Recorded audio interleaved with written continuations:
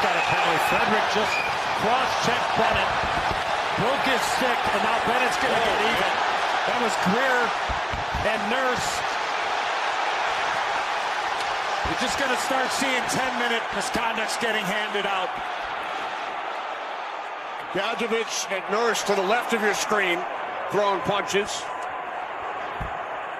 Smith's helmet has come off. He's tackling with Connor Brown. Gadjevich still going at it with Nurse. Nurse and Gadjevich continue to go at it. Couple of rights from Gadjevich. Now Nurse with an uppercut. You got Schmidt and Brown to the left.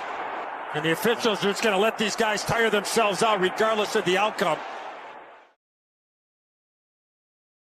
Fatality.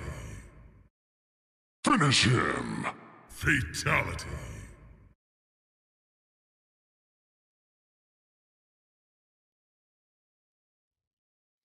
You aren't.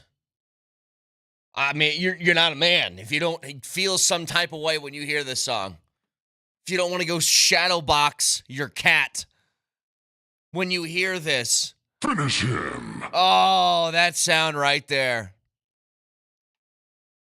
Fatality. Who was your guy? Nelly, who was your guy? I mean, there's like 4 acceptable answers. But who do you got? Oh, man. I like I think Sub-Zero. I like Sub-Zero. Sub-Zero's great. Yep.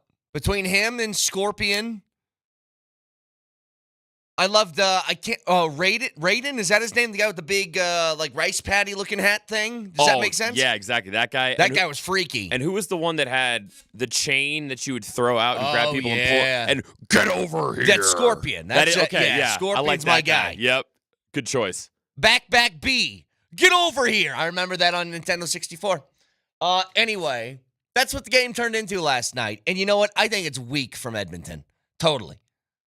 I think that Edmonton looked like a bunch of fake tough guys who were trying to stir things up because they knew they were getting their butts kicked. And seen teams do this before. I believe the same thing happened in the previous series. You know, Florida, they are such a bear to deal with that Carolina was kind of doing the same thing in Game 5, the closeout game there, where they decided we're just going to punch them and try and get them in the box or instigate something. And hope that these guys take themselves out of hockey mode. And guess what? It doesn't work. Florida's too disciplined. They've been here too many times. It's not going to work that way. I think it's just really weak. And it shows that you don't think you're good enough. You know, I thought the exact same thing with Carolina. When they started resorting to those kind of tactics, it just, if you need to go to that sort of stuff to keep yourself in a game, then they already got you.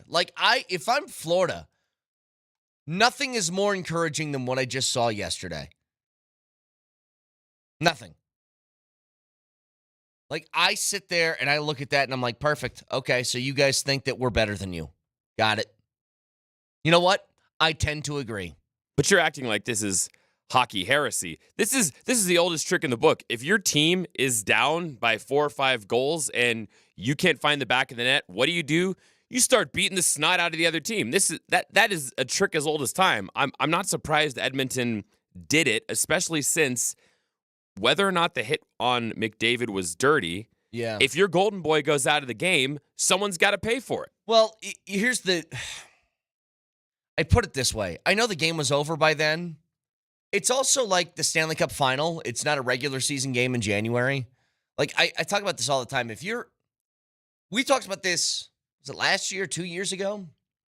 It was during the Avs Cup run. And they said, you know what they need to do? And I think this was maybe the St. Louis series or something. Every series got a little bit chippy, but I think it was St. Louis.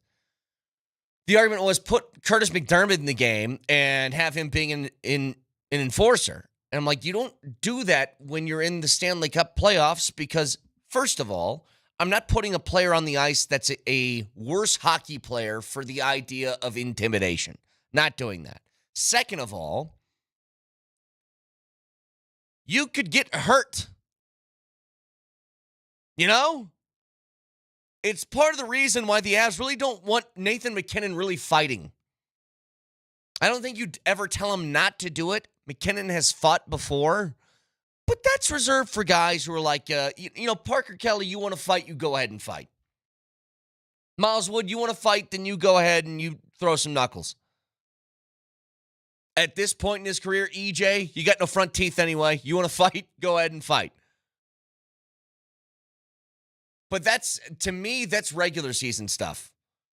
And saw the hit on McDavid. Did leave the game, went to the tunnel, came back. Was it a little lift into the hit? Yeah. Also didn't look that bad to me. Didn't catch him in the face. Didn't catch him in the neck. It was like side of the body, shoulder. And you know what I think the worst part of the hit was? It wasn't the actual hit itself. That was shoulder to shoulder. It was the fact that McDavid looked like he stepped on a banana peel. Yeah, exactly. And he didn't fall for about 20 seconds, and then he fell on his back. And I think it was when he landed on the ice, that whiplash was probably what did the most damage. Right, but throwing a cross-check into somebody's back and having your stick snap in half, like what happened to, it was Bennett, right, earlier in the game? Because they were just out for blood at that point. I mean, you got Wallman out there skating or squirting his water bottle at the Panthers bench from his bench. I'm just like, they looked like a bunch of babies. And I know it's like the easiest thing to go to, but it's the truth because this is sports. This is why I hate like taunting penalties and stuff like that in the NFL. It's why I'm pro bat flips because there's an easy way to stop it. And it's not throwing a penalty flag, and it's not chucking a 100-mile-an-hour fastball at somebody's head their next at bat. It's this. How about you don't give that up in the first place?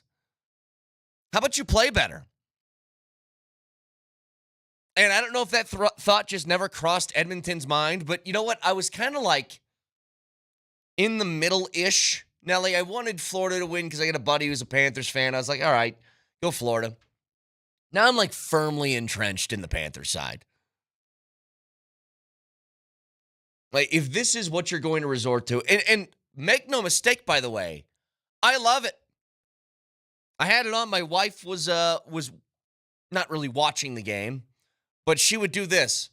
She was on her phone, and then she'd hear a whistle. And she goes, is every time they blow the whistle, are they just going to start fighting each other? I go, in this series, it feels like it, yeah.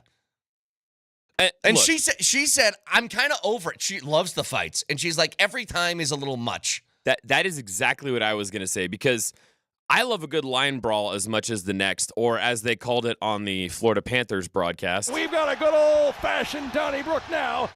Love a good Donnybrook. But, man, at one point, I looked up, and they blew the whistles, and everybody was just fighting. And they stopped the game for like 3, maybe 10 minutes to get everybody sorted out.